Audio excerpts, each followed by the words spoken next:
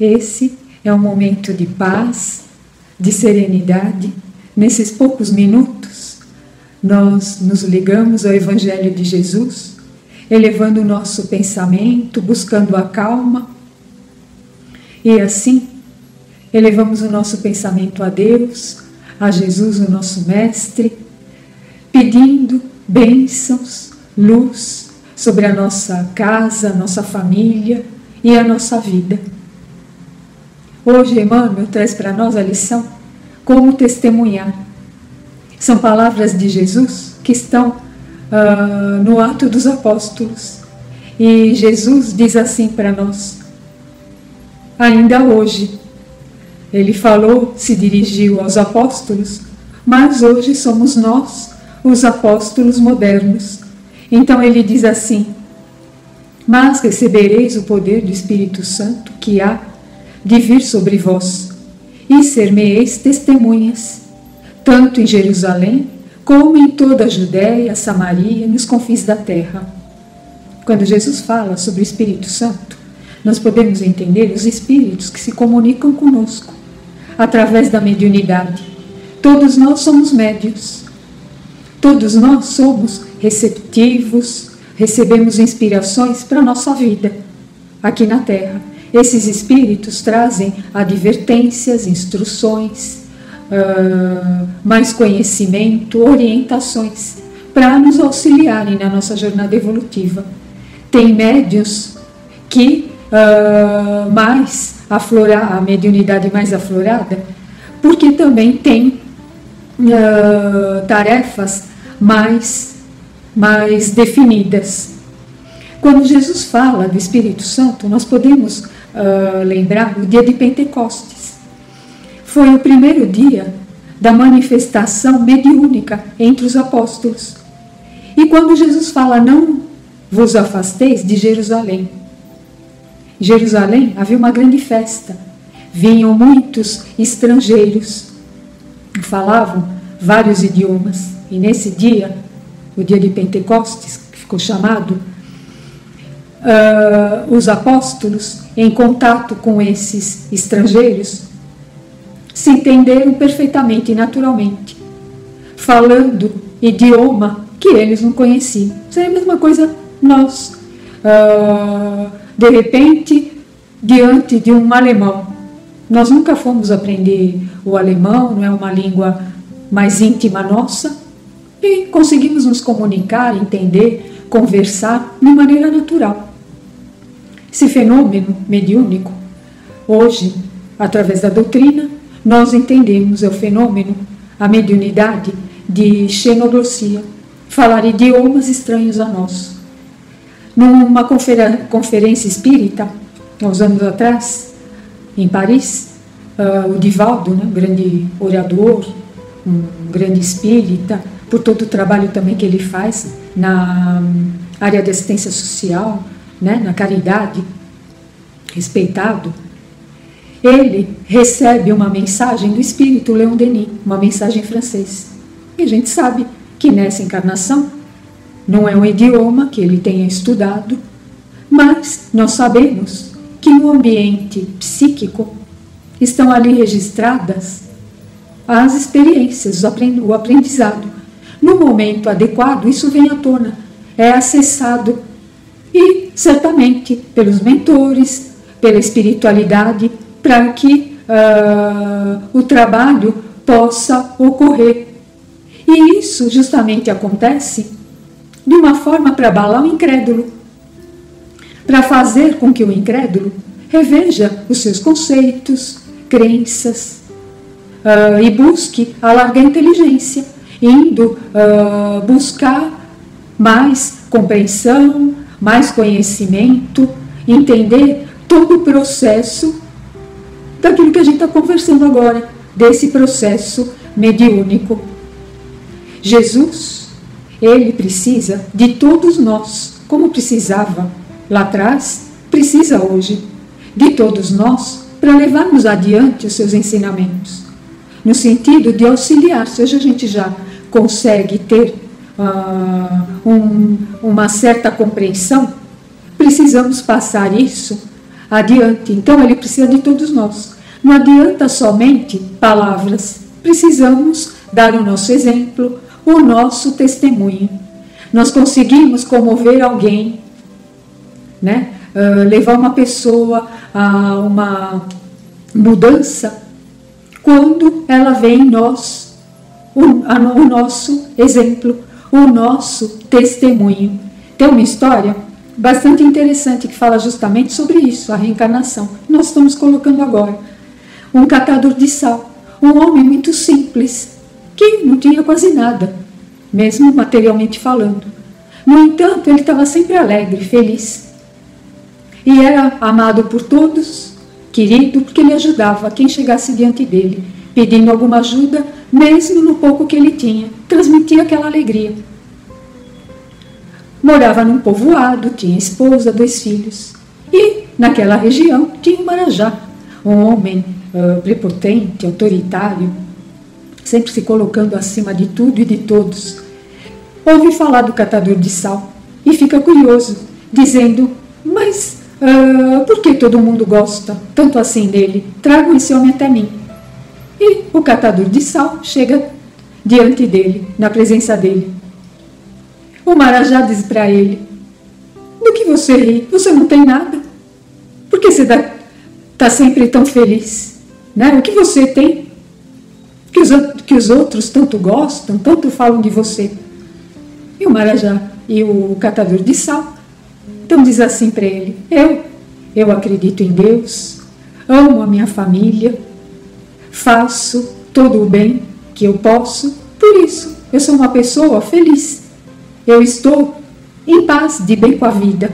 Quando o marajá escutar isso, certamente mexeu com o orgulho dele.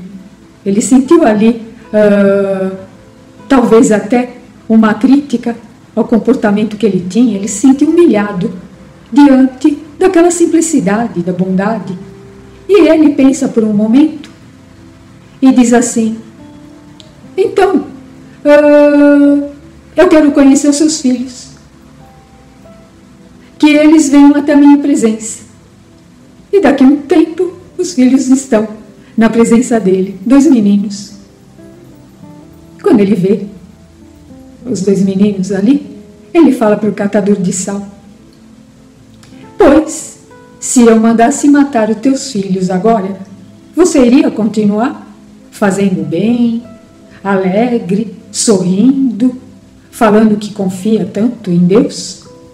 O catador de sal ficou silencioso por algum momento, reflexivo, e aí respondeu: sim, eu acredito em Deus. Acredito na reencarnação. Se o Senhor nesse momento mandar matar meus filhos, eu sei que eles haverão de reencarnar bonitos, inteligentes, bondosos, do jeito que eles são hoje. Quando o marajá ouviu essas palavras, ele também ficou por algum tempo pensativo, reflexivo, e aí depois ele disse: saiam daqui, voltem para de onde vocês vieram, vão, saiam da minha frente. E eles foram embora. Nesse dia, quando ele volta para casa, a esposa o esperava, e era uma mulher de bom coração, uma mulher muito boa, que diz para ele: hoje você me parece um outro homem, o teu semblante está mudado, você está transfigurado, a tua face mostra uma paz, uma serenidade, até mesmo uma humildade que eu nunca tinha visto. O que aconteceu? E o marajá então diz para ela: é que hoje eu vi a face de Deus em um simples catador de sal. Nós vemos aí aquilo que Jesus nos convida, justamente o nosso testemunho. E o testemunho dele foi um testemunho pela fé. Quando Jesus diz para nós que a fé transporta montanhas. Pois então, nesse momento, que a gente pode pensar? Um homem de coração duro que se torna sensível, mais humano, mais fraterno, diante da fé, diante da humildade. Nós, Emmanuel coloca, passamos por situações delicadas, dolorosas, e precisamos dar o nosso testemunho. Não podemos, nesses momentos, fraquejar, desistir, de forma alguma. Haveremos de ser aquele instrumento que Jesus espera que sejamos. Tem uma história interessante que fala bem de perto para nós, de uma mulher espírita, também muito boa, com muitas tarefas na casa espírita, e o esposo, o marido, um homem ainda muito violento, colérico, e um dia ela começa a falar para ele palavras de serenidade, para que ele se acalmasse, e ele fica mais nervoso ainda, tenta agredi-la, mas quando ele vai agredi-la, ele se sente mal, fica paralisado e não consegue. Com o tempo, ele vai se tratando e ela entendia que ele precisava de passes, de uma doação energética, e ela vai, junto com o tratamento, vai aplicando passes nele, para que ele ficasse mais sereno, se recompusesse. Ele vai melhorando e fica bom. E um dia ele chega para ela e diz assim: eu quero te pedir perdão, porque eu sei tudo o que eu fiz para você, o que eu fiz você sofrer, você me perdoa? Tudo o que eu passei, hoje eu entendi que eu preciso ser um outro homem, porque você também é uma grande mulher do meu lado. Nós vemos que o testemunho dela qual foi? Um testemunho de paciência, de amor, de tolerância. Então, cada um de nós vai ter o seu momento, né, de testemunhar, de dar o nosso testemunho, para que o outro também possa mudar, se renovar moralmente, espiritualmente, aquilo que for, no lugar que nós estivermos, né, na condição que nós tivermos para ajudar. Nós sabemos que o mundo, quando a gente diz o mundo, precisa de cura. Mas não é o mundo, são as pessoas que habitam esse mundo.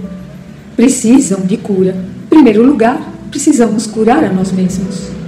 Através de todo entendimento, compreensão, estudo, nós vamos nos curando. Através até desse momento, né? Estudando, ouvindo, nós estamos nos curando, para depois, então, poder curar o outro, ajudar o outro. E diz um texto assim muito bonito, que nós precisaríamos ter a visão integral, igual do astronauta. Enxergar o planeta, a humanidade, como uma só casa, como uma só família, sem muralhas, sem estrangeiros, sem refugiados, né? Numa grande ligação fraterna, uns ajudando os outros. E é lógico que é isso que Jesus deseja de nós, porque somos uma grande família, e Ele é o nosso irmão maior, como Ele mesmo nos deixou, nos ensinou. Tem uma música que ela fala de forma bem atual para nós, nesse sentido. Ela diz assim: vamos precisar de todo mundo. 1 mais 1 é mais do que 2. Vamos repartir melhor o pão, recriar o paraíso agora, para merecermos o que vem depois. Se nós acreditamos na reencarnação, vamos fazer o nosso melhor agora. Vamos dar conta das nossas tarefas da melhor maneira possível, porque hoje a gente também já tem muita base, né, que já nos sustenta, nos conforta, nos fortalece, para que o amanhã nós sabemos que haveremos de voltar, futuras reencarnações, que possamos encontrar tudo de uma melhor maneira, sabendo que hoje podemos cooperar e nos fazermos merecedores de coisas melhores que haverão de chegar até nós. Que Jesus nos abençoe, que seja uma semana iluminada para todos nós, com muita alegria, com muita paz, com muita serenidade. Que Jesus nos abençoe, graças a Deus.